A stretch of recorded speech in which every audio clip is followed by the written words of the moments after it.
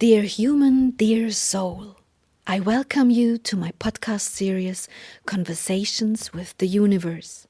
Since a near-death experience, I have the gift to communicate with subtle levels of the cosmos.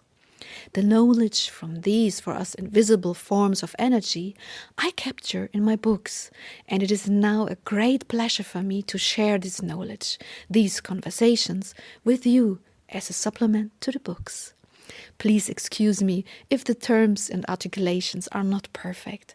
Our mother tongue is German, but we try to translate it to the best of our abilities. Thank you. My dear friend and teacher, you said there are different levels, different gradations, and as I recall, the realm of Wise Brotherhood comprised the 4th, 5th and 6th levels.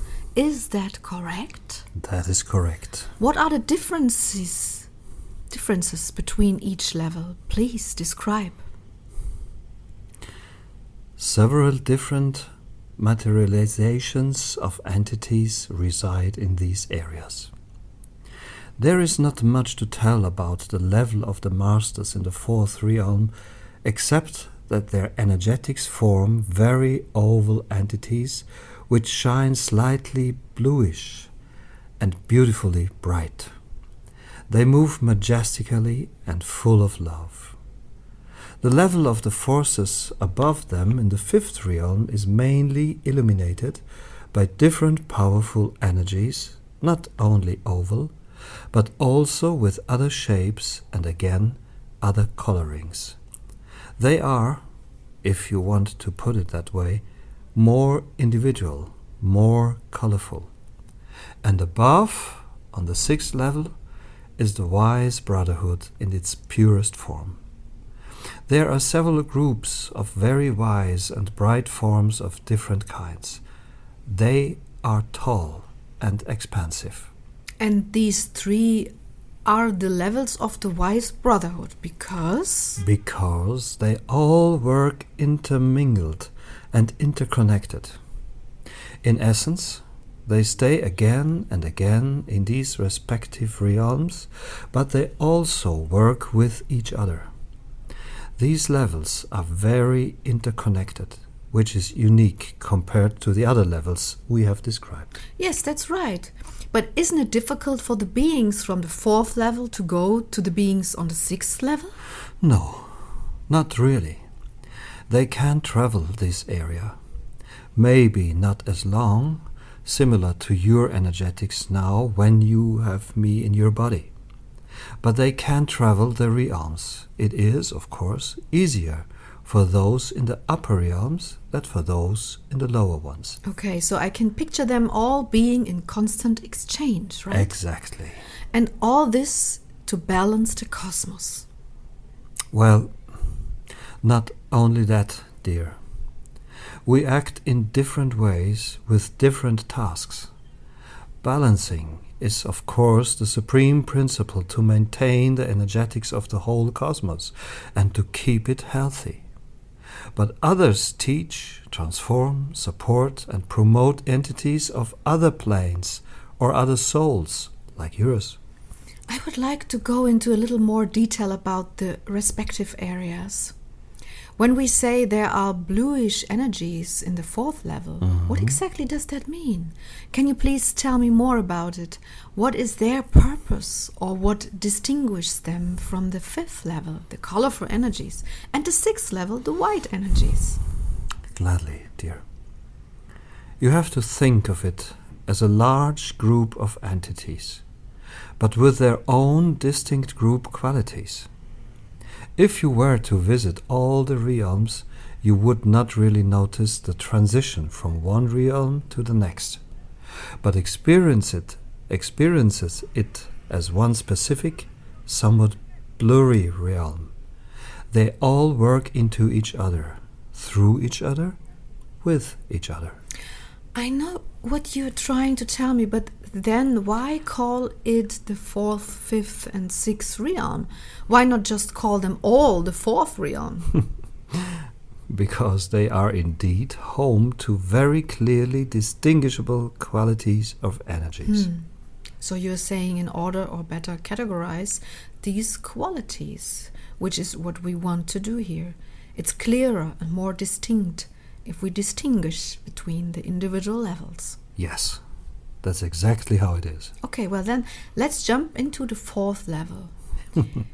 What is the special quality of the beings of the 4th level? What can they do that the other levels can't? They transform energies that dwell on Earth or other planets in their own way into expansive, powerful energies. Do you mean soul cores or energies in general? Energies. Mm-hmm. Soul cores can only expand from within themselves. Yes. The blue gods, as I like to call them, have the special ability to purify the force fields of the souls, but of course not the soul core. Therefore, please let us always make this distinction. They do work in energy field of souls, but first of all, they can only do this upon request and permission, and second of all, not into the deep soul core. Let's summarize. So the blue gods, as you call them, are a kind of a clinic or toolbox of the cosmos. Which expression would suit them better? Tools. Tools? Just tools? Well, tools of light.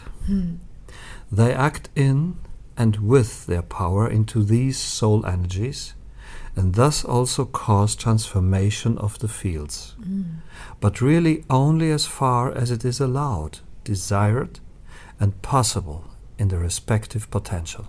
Okay, I understand. That is a very specific kind of energy that can definitely treat and also purify the soul forces in a way. But can you tell us what determines that the blue gods help and not the white spheres, for example? When the blue gods intervene, they are more or less the last chance of the soul not to fall apart, to tear apart. Ah, meaning their field of application is that of souls that have become rigid and brittle. Would such a soul have to actively ask for help in order for the blue gods to come? Yes. The problem is that the very people who live in such a way that their souls become rigid do not know this tool, and even worse, are not interested in it. They don't even realize that they are about to become so brittle. Dear Sylvia, we only list possibilities. Whether the souls make use of them or not is not up to us. Yes, I know. Okay. So the blue gods act in the cosmos whenever a soul is in the very critical phase of tearing. Do I remember correctly that this phase may have already started to develop in the body, but that things become even more critical when a soul goes into shock? Do the blue gods appear when a soul is still in the body, or only after a soul has been ejected from the body? They actually purify more when the souls are still in the body, because there is the connection of the respective soul components. Outside the body, this is very difficult and risky. A soul in a state of shock after an accident or similar is usually not as collected and receptive in its readiness for purification as the soul in the body. That makes sense. If a person feels that they are rigid, inflexible in spirit, that is the opposite of soft and loving, then they should call upon the blue gods, the blue entities, right away and ask them for help instead of having to do that while in a state of shock. Of Absolutely, course. Yeah. absolutely. I will then make a note on how to do the invocations in the chapter Tools, okay? Yes, please. Have you ever observed them working at the moment a soul was being ejected from a body or while it was in a body? Yes, of course. Please describe, what was this like? When they work into the soul force that has asked for help in the body, They are like a kind of soft rug that covers that soul. Does this rug have a color? No, it is slightly faded. What do you mean by slightly faded? It is slightly faded, not quite clear, but still whitish and cleansing. And why is this coat not clear? What do you think? Because this particular coloring, if you can even call it that, carries the elements of purification. But it could be very clear, very pure, transparent coat, couldn't it? No, Why not? because a transparent power cannot have a purifying, balancing effect. After all, you have to balance something that is contaminated. If you use a transparent coat, it cannot take on the impurity. It would merely wrap itself around the other like a field, but it would have no effect. This quality requires a kind of essence. I see. So when the soul is still in the body, they put this coat, kind of a coat, around that body. Yes. And then? This coat then seeps through the cells of the body as if it were liquid and fills the soul force. These energetics work softly and very lovingly into this soul, so that the encapsulated, rigid forms begin to loosen, to unstick. Okay. And if the soul was ejected from the body, how do they do it? Then they also go to this soul frequency and try to wrap it in a kind of protective field. But this is not so easy either, because the circumstances that this soul experiences make it difficult, especially because of the unfocused, in the sense of scattered, power of the soul. You are saying that soul energy is simply more compressed inside the body than outside the body. Exactly. Okay, I get that. How do the blue gods move? I mean, how do they get there? Have you ever observed that? Oh, yes, of course. They are in constant motion.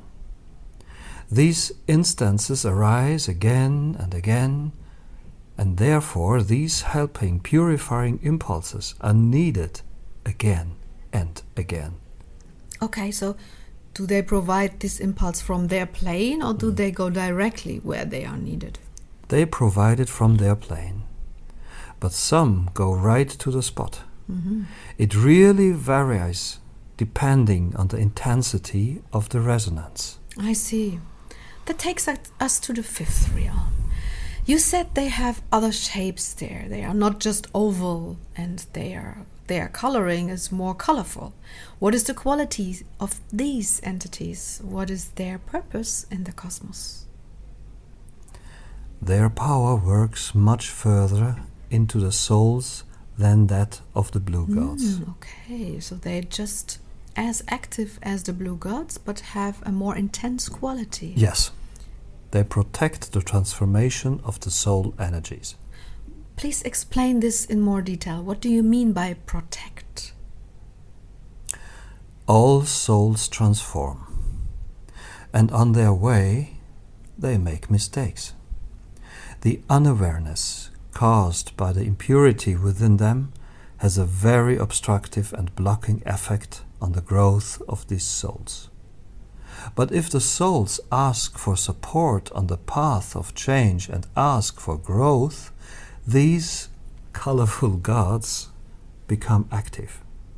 Perhaps the reason why they are so colorful is that they can attend to very different soul qualities. Please, keep talking. If a soul is ejected from the body, it needs support. But each soul energy is different. And in order to always be able to support this differentness, there are these colorful gods, as I am referring to them here, to make things easier. This assures that if the blue gods cannot help, others are ready and can transform the dissonance in the souls. All this of course, only if permission is given and the request was voiced. Yes, sure, I understand that. And what do the colorful gods do when the soul is still in the body? If the soul is still in the body, they are the constant companion in your meditations and other transformative, mind-altering tools. They are ready and help in different ways to raise the energies. But they, too, can't affect the soul's core, can't they? Can they? No, of course not. We are only talking about the field of application in the force fields of the soul, never in the soul core.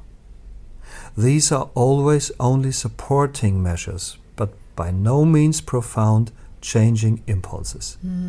These must be set by the soul itself. So the field of application of the colorful energy fields, the colorful entities, is ultimately a bit more than just that of the blue gods, who mainly help the endangered soul energies.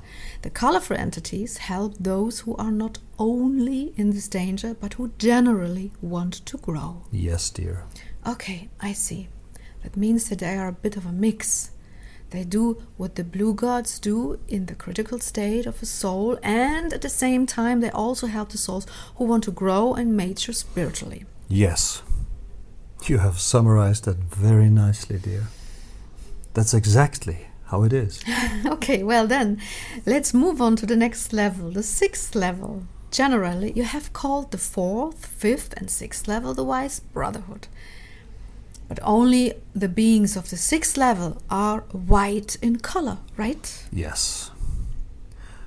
But you are confusing the words. I never said that they were white, but they are wise. The Wise Brotherhood is not the brotherhood of white color, but the brotherhood of wisdom. Yes, yes, yes. Do you see? Yes, that's how I wrote it in all my books too. Still, on the 6th level, they are without a color, right? Right. Could you then say this is the level of the white knowing gods? Yes. If you want to see and describe it that way, absolutely. They are indeed the wise gods, although all of these energies ultimately make up the Wise Brotherhood, because they make up the high vibrational helping energies. If you could see with your human eyes the forces that make up these energies, you would describe them as appearing very clear and bright, full of light and almost translucently transparent. The last level of the Wise Brotherhood is whiter than the others in terms of color. But aren't they also wiser? No, don't misunderstand me. You distort if you think like that. The Wise Brotherhood consists of the different levels I have already described. All of them are in close communication and thus make up the realm that constitutes wisdom. Do you understand? Yes, yes. This 6th area is the plane of brotherhood. Is In the inhabited exclusively by the energies that were not and will not be incarnated. It is a distinctive force created as a balancing impulse giver, created from the mother soul. Please keep talking. These energies are different from what you know about soul energies. Their nature is not directed via the soul core and not encased by a, let's say, soul field. Instead, they are large energies of consciousness without the expanding fields of the souls. Do you understand? I am trying to say that they are not souls, but best described as large soul cores. Do you understand? Yes, I'm beginning to understand. Calling them large soul cores makes it a little clearer, Yes. easier to understand. If they aren't souls, what exactly makes up their energetics? They are larger than souls. They are oval, full of light, wise, very fast in their movements when they move, and they are home to a great deal of wisdom and knowledge. I find that very interesting, because that means there are no souls in the blue or in the colorful gods in this part. No soul energies. Are you sure that no soul energy goes there? Dear, please don't distort things. There is no going there, as you just said. These energies all together work through realms 4, 5, and 6. Time, and again you do find moving soul energies at these frequencies and vice versa. There is a lively exchange. I have nevertheless labeled the distinct structure of the individual areas, even if these act intertwined. I see. If I may take the image of a school, then these areas are the individual classes. If you like this example, yes, why not?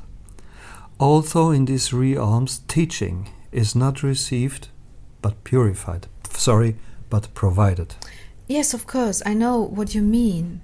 Okay, so the level of the Wise Brotherhood, consists of 3 areas where these different qualities of energies reside. Exactly. And these entities each vibrate at a certain frequency. So is it. You actually only talk about these frequencies. What a funny question, Sylvia. Of course. That's exactly what I do. And all I do. I find your statement astonishing. Well, I'm sorry. It's really difficult. Coming from a world of spatiality, to keep reminding myself that you never describe as spatiality. You talk about a state. I have to keep reminding myself on that, you know? Oh yes, I understand that. But to simplify, just as in the world you inhabit, there are various different aggregate states of the elements, and the subtle form of water is gas, for example. The pure energy fields in the realm of the Wise Brotherhood also become finer and finer. And those which are endowed with a very high consciousness are therefore the clearest and purest spirits, if you allow me to call them that. You can call them ghosts if you want. I don't mind. Just kidding. Feel free to joke around it if you like. So, let's summarize. The highest vibrational state of energies is the realm of the Wise Brotherhood. In the realm of the Wise Brotherhood are these very bright energies which have never incarnated. I understood that. Why do they exist, and what is their purpose? They equalize and balance. But above all, their function is to pass on knowledge. Just like you and me and all our friends, we are in close communication with the Wise Brotherhood to learn from them and to grow through them. It is, if you want to take your example of the school, actually the institution of the teachers that works through all levels. And no, these teachers are not incarnate. Okay, this of course begs the question, do you know where this most highly vibrating form of Wise Brotherhood comes from? Yes. Tell us. From the Mother Souls. From Mother Souls? Can you say more about that? I can try. If the Mother Soul is home to a large form of energy and consciousness, this can split off and reside separately in the cosmos. But it is not a soul. I always thought Mother Souls can only produce souls. No, not at all. They can also bring forth consciousness. The Mother Soul is a product of a soul, so it has grown, right? No, not just that, dear. Okay, I have to address this topic separately in the chapter of mother souls. But if a mother soul is an expanded soul energy, can it happen that it produce something like a wise brotherhood? Yes. It is definitely a split-off form of a mother soul, which could not incarnate anyway because of its size. Yes. It is therefore another form of being, which carries very high awareness within itself. You have said that very beautifully. Another form of being which carries very high awareness within itself. One could almost say that it is an intermediate stage, an intermediate form between mother soul and soul. A mother soul is much too big to incarnate anyway. A soul, on the other hand, is small enough, but because of that, not equipped with much energy nor with much awareness. A soul can gain awareness, but only through extension. The energies that reside in the plane, in the state of wise brotherhood, are like larger energy fractions of energy parts that have detached themselves from a mother soul. And these large energies carry an awareness within them. Can you say it like that?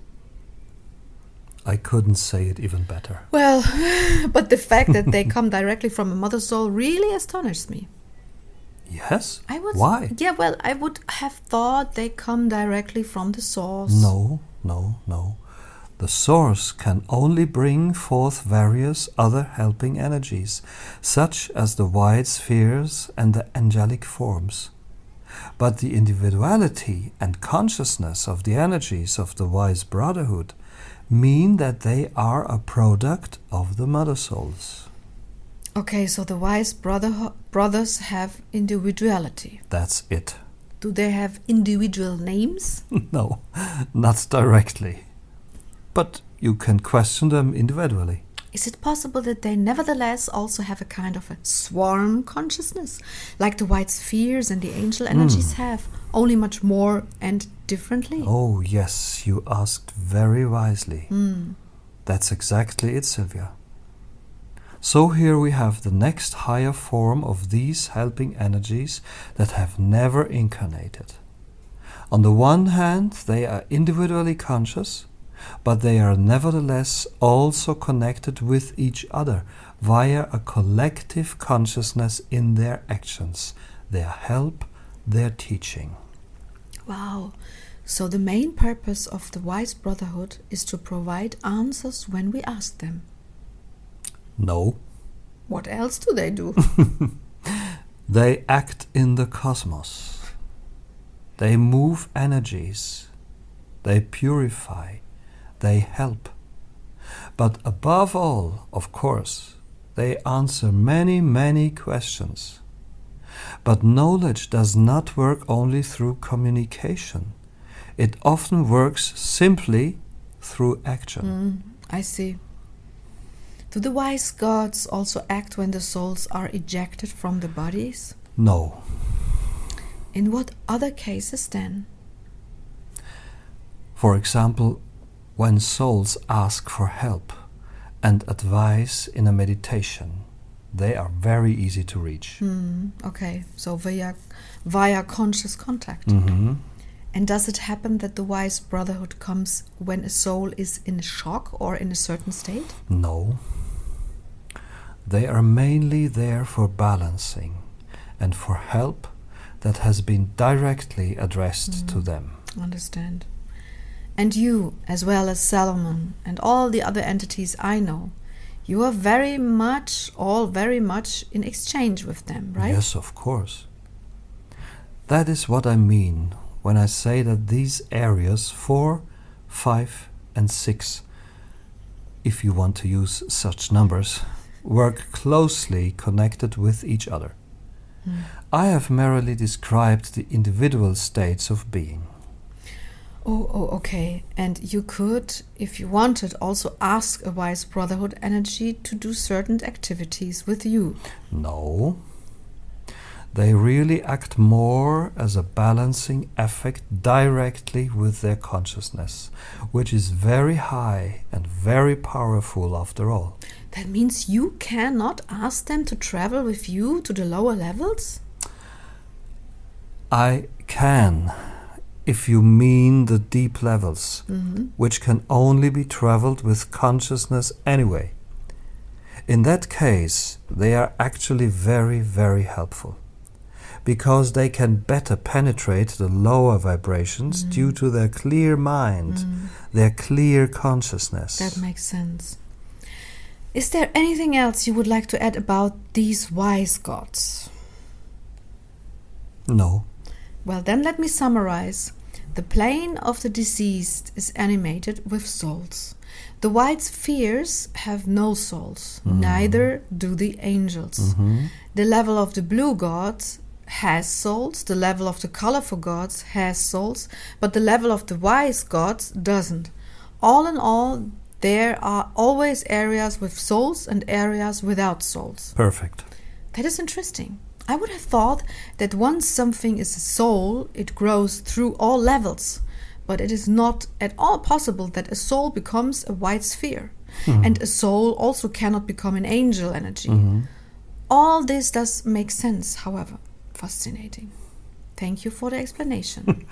With pleasure, dear, with pleasure. Does this mean that the soul energies go through these stages of giving and thus grow energetically, increase, ascend? Yes. So depending on what frequency a soul has accumulated in its life, and let's assume it is a high vibrating, so that it then enters the higher vibrational levels, it then goes to one of these two different levels. It can become neither a white ball nor an angel.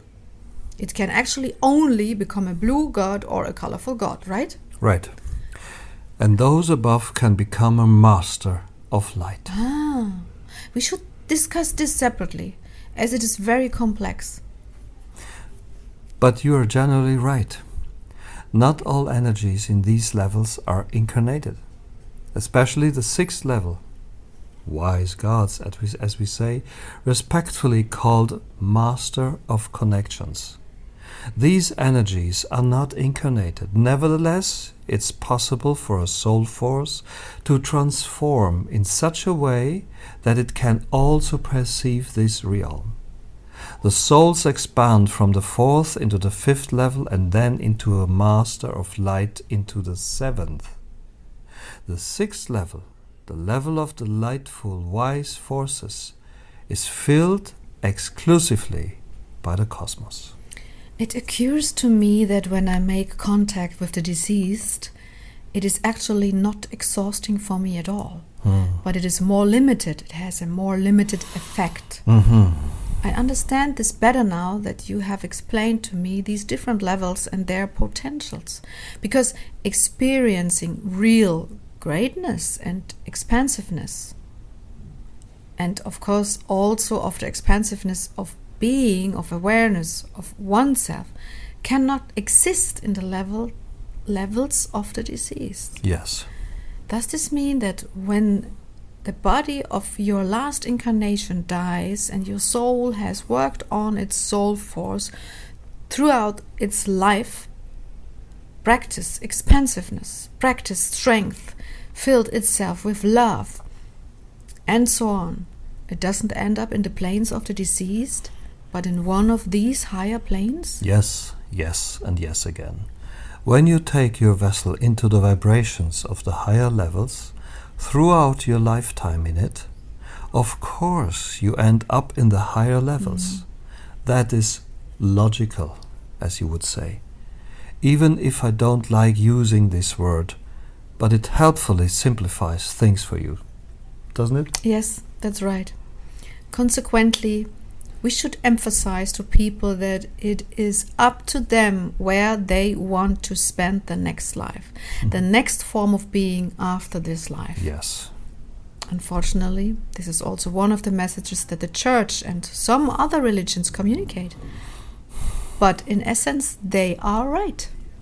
Actually, yes. But then they abuse this true essence with practice that are toes of human life. Yes, that is the big problem, and the cause for the separation of practice and content. The primordial impulses are right, but how they are realized is wrong. All because the connection into the subtle world has been lost. It's a pity, isn't it? Yes, very much so. Well then, my dear friend, what else is there to say about these levels? Do you want to add something? No. All right then. Tomorrow we can move on to the next higher level. With pleasure. I noticed that you want to move up. Yes, of course. Will we later move down again? If you want to. Okay, I'm looking forward to this. And thank you so much for these, once again, very, very exciting insights. Thank you. Love. Thank you, Sylvia. Love.